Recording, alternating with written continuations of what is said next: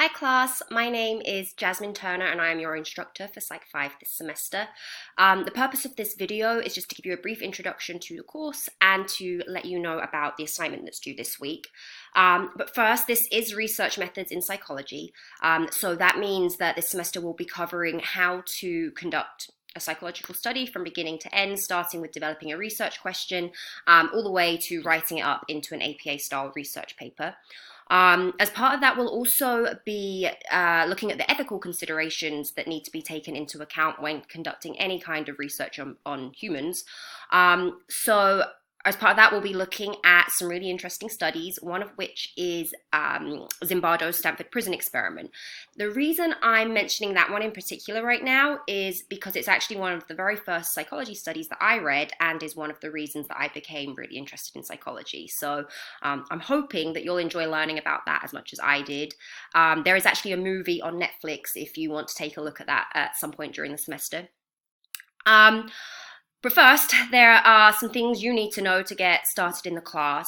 First of all is that it's entirely online. So you do need to make sure that you know your way around Canvas if you're not used to using it. I have actually also created a navigational video that will take you through how to navigate our class in particular. So make sure to take a look at that. The next thing you need to know is how to access the reading materials. So there are 2 books in this class, and the good news is that the main textbook is completely free. I'm actually going to show you how to access that. So I'm in the student view of our Canvas page. So here we've got the Getting Started module, and you'll see reading material. So that will take you to this page where, if you click on Research Methods in Psychology, it's the name of our textbook, it will take you to this website where you click Read Book, and here is your book. Okay, so I'm just going to go back a second because you'll also see that you can download this book. You can download this as a PDF if you would like to print out chapters or pages. I know my eyes get very tired reading from a screen all the time, so that's something to consider. I'm going to go back here. The second book that you need is the American Psychological Association Publication Manual. That is going to be what really helps you in writing up your APA style paper. If you intend to continue your education in psychology, I strongly suggest buying a copy because you will use it over and over again. But if you don't want to buy it, there is another option. It is available in the library and in the Social Science Learning Center. So you have that option if you don't want to buy a copy. The next thing to discuss is your assignment. As I'm sure most of you are aware, in your face-to-face classes, if you don't show up in the first week, you get dropped. There is usually a lot of students trying to add, so if you're not showing up, you will be dropped. Obviously, get rid of this. Obviously, it works a little bit differently in an online class. Attendance works differently. Instead of you showing up, attendance is your participation. So are you participating in the discussions? Are you participating in the assignments? So if you do not complete this first check-in discussion, you will be dropped from the class. So please make sure that you prioritize this week. You don't have any other assignments other than just work your way through that first module and get to know the class. So please prioritize it. I will show you where you can find it. So if I go back to modules, at the bottom of our Getting Started module is this check-in icebreaker activity. So there are 2 parts to this. The first part is due on Thursday night and the second part is due on Sunday.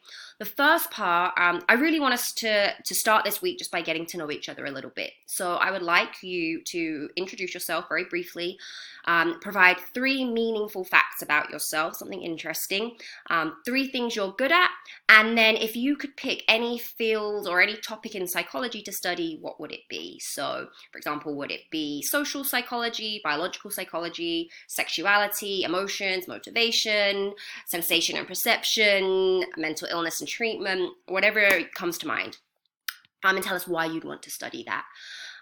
So that's the first post, and so to give you an example, if I was to be introducing myself, I'd let you know that I have a bachelor's in musical theatre and dance, which I know is completely unrelated to what I do now. I traveled for a couple of years after getting that and then decided I definitely wanted to start my career in psychology. So after that, after I graduated, I traveled. I spent, let me give you 3 meaningful facts about myself. I spent summer of 2012 teaching ballet and contemporary dance in India. Then in 2013, I went to Peru and I was volunteering in orphanages there alongside child psychologists. My third fact would be that I grew up on a farm. We primarily had chickens and ducks. We had pigs for a while too. So there are my meaningful facts.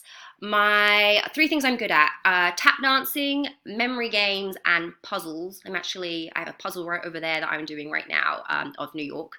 That's how I like to de-stress. In terms of research, I'm currently conducting research, so I'll tell you a little bit about that. When I'm not at PCC, I work full-time at Caltech in their neuroscience department studying children with agenesis of the corpus callosum. So if you remember back from Psych 1, the corpus callosum is the part of the brain that joins the 2 hemispheres together. We're looking at children that are born without that, or maybe it's partially missing or it's too thin, and we're looking at how that affects their development, their emotional development, their behavioral development, their language development, their motor skills. So we're looking at lots of different things. So that's a bit about me.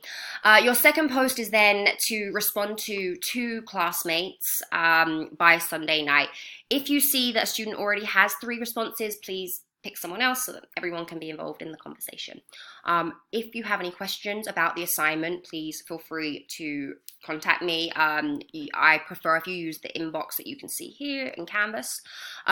Also, make sure you look at the overview of discussion posts before starting this, because that will give you an idea of what I'm expecting or what I'm looking for in all of your discussion posts. But again, if you have any questions, please let me know. And otherwise, I look forward to working with you throughout the semester.